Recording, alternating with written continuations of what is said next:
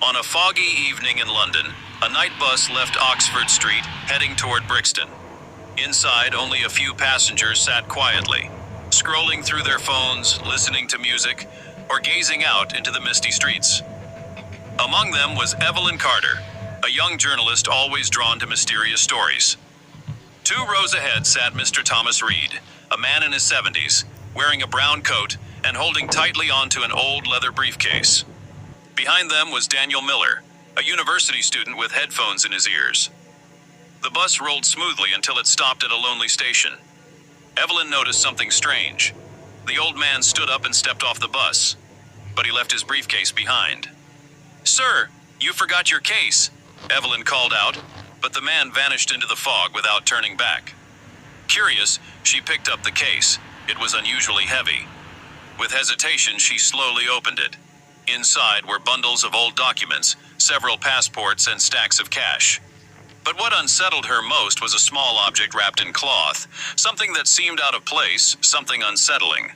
Daniel, who had been watching, leaned closer and whispered, "This doesn't look like an ordinary briefcase."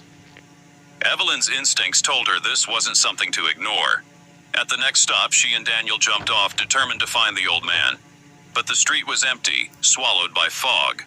They asked the bus driver. He insisted no old man matching that description had boarded the bus at all. "That's impossible," Evelyn argued. "We both saw him with our own eyes." Confused and uneasy, they carried the case to the nearest police station. There they met Detective Inspector Harris, a sharp, skeptical officer. He carefully examined the contents of the briefcase, and his expression grew serious. "Where exactly did you see this man?" Harris asked. "On the bus. Less than an hour ago," Evelyn replied firmly. Harris exchanged a grave look with his assistant, then spoke slowly. "Thomas Reed is a name we know well. Years ago, he was a respected banker accused of embezzling millions. He vanished under mysterious circumstances and was never seen again. Some believe he disappeared into the fog forever." Evelyn and Daniel froze. "That can't be true. We both saw him tonight," Evelyn insisted. Harris leaned back in his chair. "Every few years, someone reports seeing him, always on the same bus route, always carrying this briefcase. We've never been able to explain it." The next morning, shocking news spread. The briefcase had disappeared from the police evidence room. No trace, no clues. Even the security cameras showed nothing unusual. Evelyn's article was published. "The Vanishing Passenger of Oxford Street." Some readers dismissed it as a ghost story. Others whispered it was a cover-up for something larger.